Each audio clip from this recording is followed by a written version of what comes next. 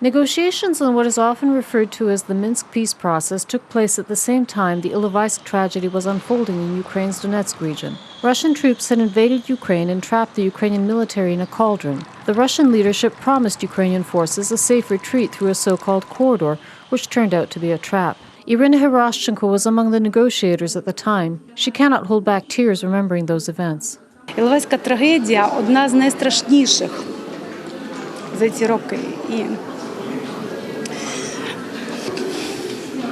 The Ilovaisk tragedy was among the most horrific of these past few years. Close to 300 of our soldiers were shot dead. It's horrible to hear about those things happening during the negotiations and to have to make decisions under the pressure. That was the tactic Putin employed in other negotiations that followed.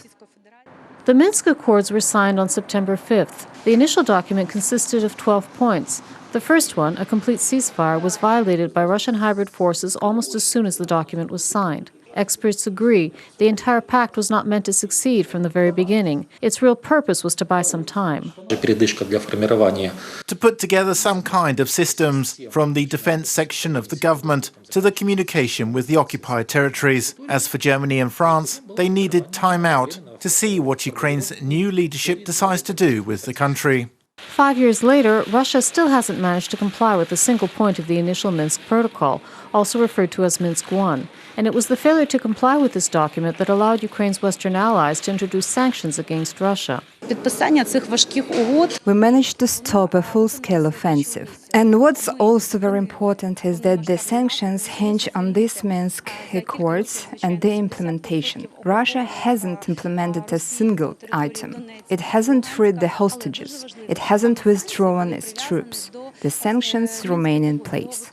Former representative of Ukraine at the Trilateral Contact Group, Roman Besmertny, believes it is high time Ukraine change the format of negotiations. Otherwise, any progress will remain elusive.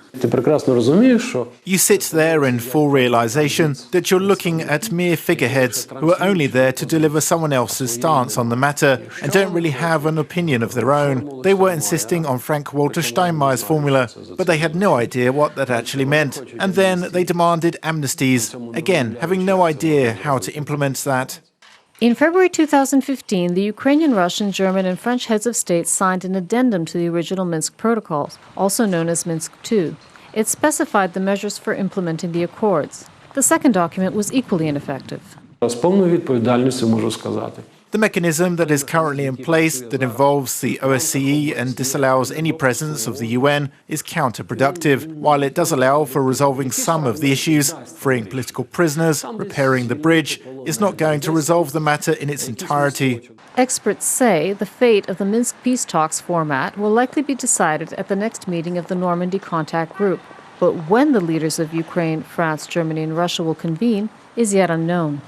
Reported by Yulia Boshko for UATV.